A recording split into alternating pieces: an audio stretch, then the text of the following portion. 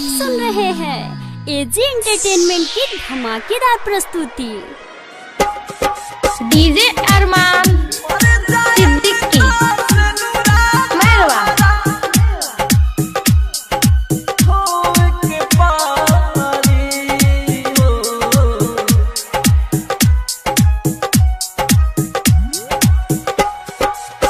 साचा कइले हो खब मोहब्बत रोए के परी। साचा कइले हो खब मोहब्बत रोए के परी। मर जाए से नूरा तोहरा धोए के पारी हो। हमारा जैसन लइका तोहरा जोहि के परी।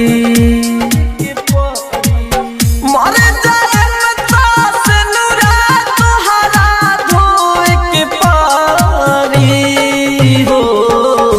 साचा कइले हो खब मोहब्बत रोए के परी।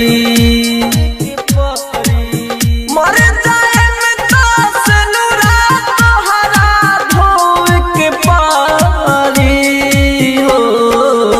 मर जाए से नूरा तोहरा mix by AG recording studio. धोए के पारी। डीजे अरमान सिद्दीकी मेहरवा।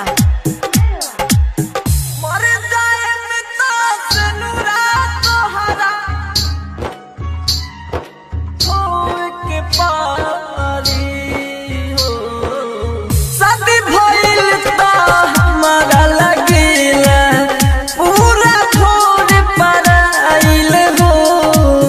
पहिल त छत से कके सारा पूछत रहल तू खइला हो।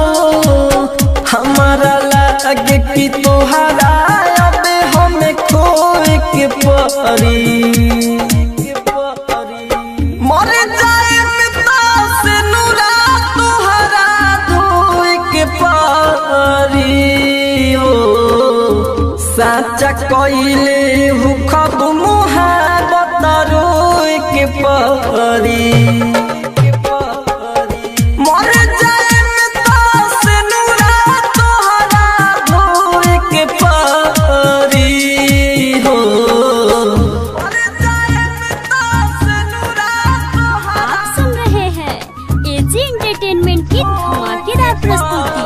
डीजे अरमान सिद्दीकी मेहरवा। मर जाए से नूरा तोहरा धोए के पारी हो।